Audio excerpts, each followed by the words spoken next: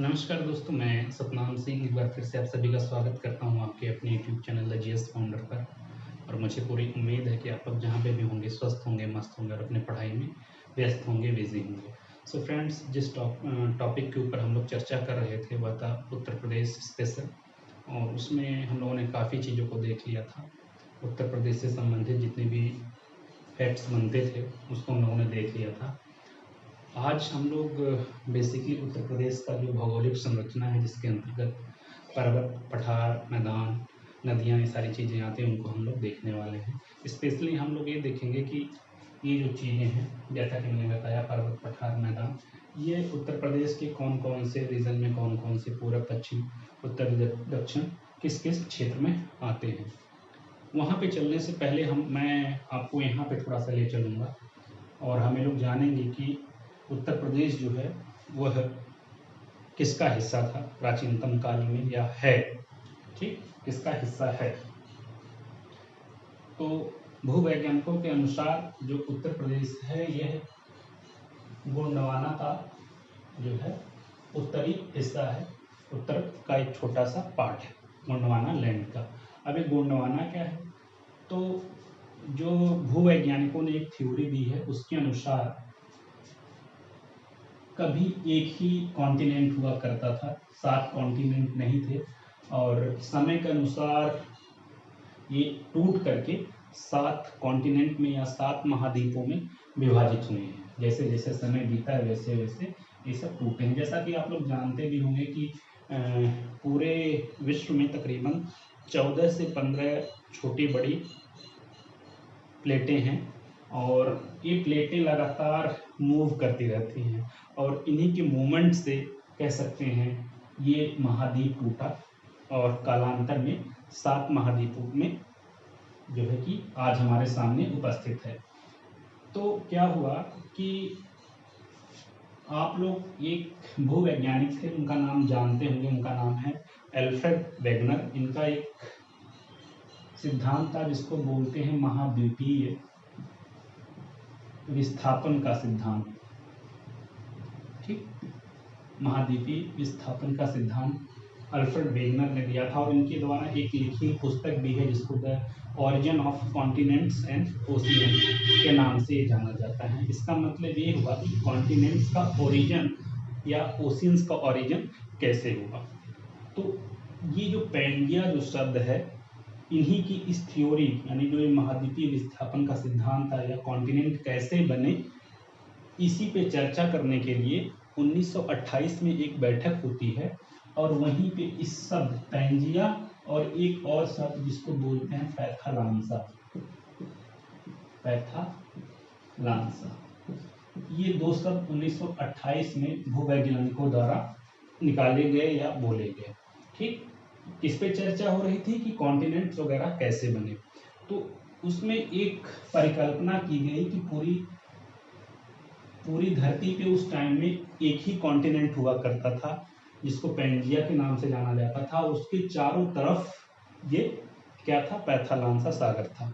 कालांतर में यह जब टूट जाता है जुरासिक काल में, और टूटने के बाद 2 महाद्वीप मतलब के सामने आते हैं जिसको लॉरेंसिया और गोंडवाना के नाम से जाना जाता है। और इसी गोंडवाना का जो नॉर्दर्न पार्ट है, नॉर्दर्न पार्ट का एक छोटा सा हिस्सा है हमारा उत्तर प्रदेश। तो पेपर में अगर ऐसा प्रश्न बने कि किसका उत्तर प्रदेश प्राचीन कॉन्टिनेंटों में किसका पार्ट है, तो गोंडवाना का पार्ट है। आगे देखते हैं, जैसा कि मैंने यहाँ पे लिखा भी हुआ है कि भूगर्भिक रूप से उत्तर प्रदेश भारत के प्राचीनतम गोंडवाना का लैंड है। ठीक, तो ये चीज याद रखिएगा। अब इसमें हम लोग देखेंगे कि जो इसकी संरचना में पर्वत, मैदान, पठार की क्या भूमिका रही है, इन सारी चीजों को हम लोग देखेंगे और इनको किस हिसाब से डिवाइड किया गया है, किस हिसाब से बांटा गया है। तो इनको 3 भौतिक विभागों में, 3 फिजिकल में डिवाइड किया गया है। तो पहले को हम लोग कहते हैं भाबर या तराई क्षेत्र। बाबर नहीं, भाबर या तराई क्षेत्र, भाबर और तराई क्षेत्र, नॉट या, भाबर और तराई क्षेत्र, दूसरे को हम लोग कहते हैं मध्य का मैदानी क्षेत्र, और तीसरे को हम लोग कहते हैं दक्षिण का पहाड़ी या पठारी क्षेत्र।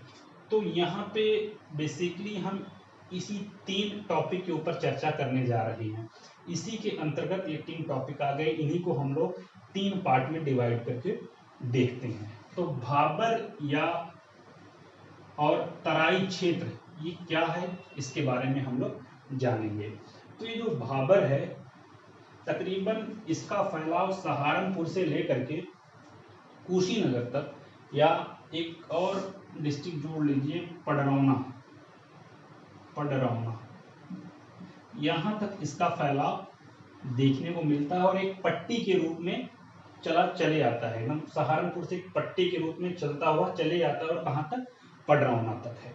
ठीक है। और इसकी विशेषता क्या है, भाबर की विशेषता कि यहाँ की जमीन उबड़ खाबड़ और थोड़ी सी पथरीली किस्म की होती है।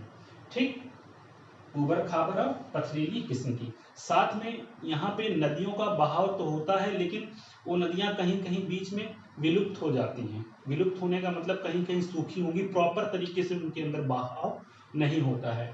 और ऊपर से जो चीज़ें, यानी चीज़ों का मतलब ऊपर से जब नदियाँ उतरती हैं, यानी हिमालय से उतरती हैं और उत्तर प्रदेश में जब प्रवेश करती हैं, तो अपने साथ पत्थर या पर्वतों के बड़े बड़े पत्थर साथ में तोड़ती हुई लेकर के आती हैं, और वह इन क्षेत्रों में फैला देती हैं। ठीक, इन क्षेत्रों में वो फैल जाते हैं। इसी वजह से पथरीली किस्म की जमीन या पथरीली किस्म का वहाँ का जो क्या कह सकते हैं टोपोग्राफी होती है, वहाँ का स्थलाकृतियाँ पथरीली किस्म की होती है, शंकुआकार क्या कह सकते हैं, कोनिकल किस्म की और पथरीली किस्म की होती है। वहीं इसी के समानांतर जो क्षेत्र चलता है उसको हम लोग तराई क्षेत्र के नाम से जानते हैं। इसका अधिकतर फैलाव बेसिकली आपका नॉर्थ ईस्टर्न उत्तर प्रदेश में आपको देखने को मिलेगा, उत्तर पूर्व के क्षेत्र में इसको देखने को मिलेगा। और तराई शब्द से ही एक ऐसा समझ में आ रहा है कि वहाँ पे थोड़ी सी तराई शब्द से ऐसा समझ में आ रहा है कि उस प्रदेश में थोड़ी सी मिट्टी में नमी बनी रही होगी, या मॉइस्चर या नमी हमेशा वहाँ पे उपलब्ध होगी। और इसका तराई शब्द अधिकतर हम लोग गांव के लोग यूज़ करते हैं कि जैसे कि किसी का नया नया मकान बना है तो उसमें थोड़ा सा पानी डाल दो, थोड़ा सा तर हो जाए, उसमें तरावट आ जाए। ठीक है, तो इसको भी एक तरीके से ठंडक से लिया जा सकता है, या मॉइस्चर से लिया जा सकता है, उसमें नमी से लिया जा सकता है। तराई का मतलब यही होता है। ठीक, तो ये तराई वाला जो क्षेत्र है ये कंपेयर टू किसके भाबर के थोड़ा सा ज्यादा फर्टाइल होता है। ठीक, फर्टाइल होने का मतलब थोड़ा सा यहाँ पे फसलों का पैदावार अच्छी होती है। फसलों लिख रहा हूँ, फसलों का पैदावार अच्छे से होती है। अच्छे से होने का मतलब जिसमें गन्ना, धान और गेहूं जैसे फसलें शामिल हैं। और आज के टाइम में ये पैदावार जो है रिकॉर्ड स्तर पे उत्तर प्रदेश में हो रही है।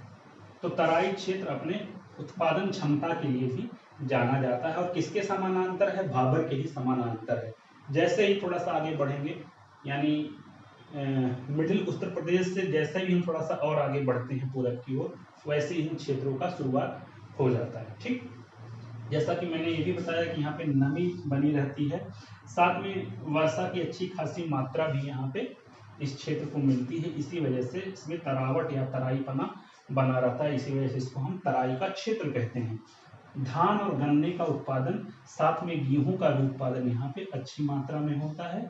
और सेमल और साल और तेंदू जैसे वृक्ष यहाँ पे अच्छी खासी मात्रा में पाए जाते हैं। कौन से, तराई वाले प्रदेश में। अब अगला जो टॉपिक है वो है मध्य का मैदानी क्षेत्र। तो मध्य के मैदानी क्षेत्र में अधिकतर आपको अच्छी खासी नदियां देखने को मिल जाएंगी, जिनमें गंगा और यमुना प्रमुख हैं। और इनके बीच का जो क्षेत्र है, दो नदियों के बीच के क्षेत्र को क्या कहा जाता है, दोआब कहा जाता है। दोआब यानी दो नदियों के बीच का क्षेत्र। और ये दोआब जो है ये अपने आप में ही बहुत ही क्या कह सकते हैं उत्पादित क्षेत्र होता है। यहाँ की उत्पादन क्षमता, फसल उत्पादन क्षमता दोआब क्षेत्र की बहुत अच्छी होती है। तो ये यहाँ पे अच्छा खासा उत्पादन होता है। ठीक है, साथ में इन नदियों की जो कुछ सहायक नदियां हैं उसमें गोमती नदी है। अब आप लोग हमें ये बताइएगा कि गोमती नदी के किनारे बसा हुआ कौन सा शहर है, किस प्रदेश की राजधानी है। ठीक, शारदा है, राप्ती है, घाघरा, ये सारी नदियां इस क्षेत्र में आती हैं। और इन नदियों के आसपास के क्षेत्रों को भी दो पार्ट में डिवाइड किया जाता है। पहले को कहते हैं खादर और दूसरे को कहते हैं बांगर। खादर और बांगर। आप अगर देहात या विलेज या गांव की पृष्ठभूमि से बिलोंग करेंगे तो अधिकतर आप लोग ने अपने बड़े बुजुर्गों को ऐसे बात करते सुना होगा कि खानर वाला क्षेत्र, बांगर वाला क्षेत्र, कहीं कहीं देवारा भी यूज करते हैं, देवारा। तो खादर वाला जो क्षेत्र होता है, खादर ऐसे क्षेत्र को कहते हैं जहां की मिट्टी का निर्माण नई जल वाली मिट्टी से हुआ हो। नई जल वाली मिट्टी का मतलब कि नदियों द्वारा प्रतिवर्ष जो बाढ़ लेकर के आई जा रही है या बाढ़ जो आती है नदियों द्वारा लाई जाती है, तो नदी अपने साथ दुनिया भर की अलग अलग किस्म की मिट्टी, गाद और चीज लेकर आती है और बाढ़ के माध्यम से इन क्षेत्रों में उसको फैला देती है और यह क्षेत्र अपने आप में बहुत ज्यादा उपजाऊ हो जाते हैं। इसी वजह से इनकी उर्वरक क्षमता कहें या उत्पादन करने की जो क्षमता कहें, खादर की बांगर के कंपेयर टू में ज्यादा होती है।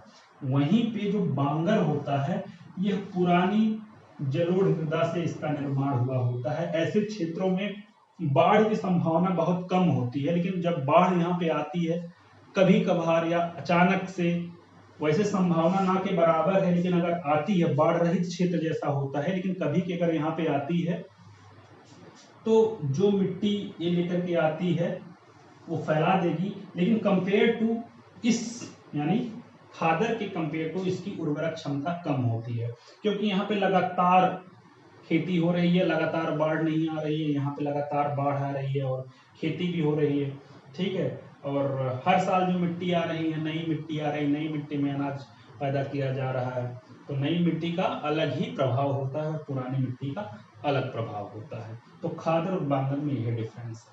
ठीक, अगला है दक्षिण का पहाड़ी या पठारी क्षेत्र। इसमें अधिकतर आपका बुंदेलखंड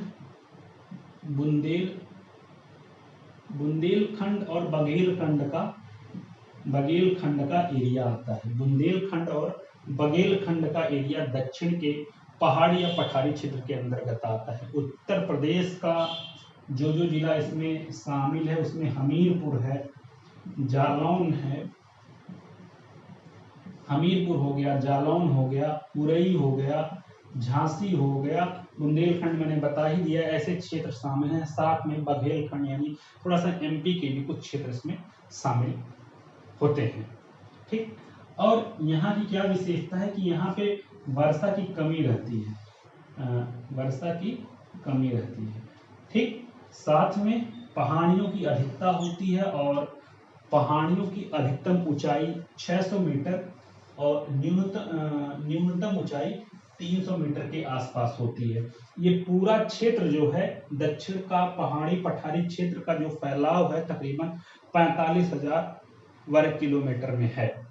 ठीक, साथ में जैसा कि मैंने बताया भीषण गर्मी पड़ती है, वर्षा की कमी रहती है, लेकिन फिर भी यहाँ पे कुछ नदियां हैं जिनमें चंबल की नदी प्रमुख है, केन नदी हो गई ये भी प्रमुख है, और सोन नदी हो गई ये भी प्रमुख है।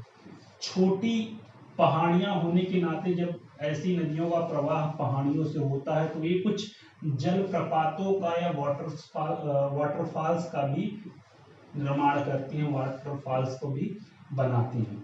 ठीक, कई बार कह सकते हैं कि किसी कारणवश या गर्मी के वश यहाँ पे अत्यधिक गर्मी के कारण बीहड़ों का भी निर्माण हुआ है, बीहड़ों का भी, जिसको इंग्लिश में रवाइंस या रेवाइंस कहते हैं।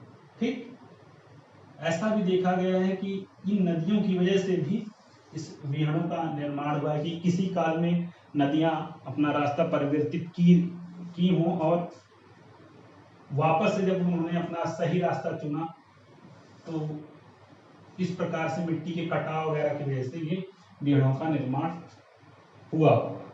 ठीक, तो ये कुछ इम्पोर्टेंट फैक्ट्स रिलेटेड हैं किससे, उत्तर प्रदेश की सामान्य जानकारी से।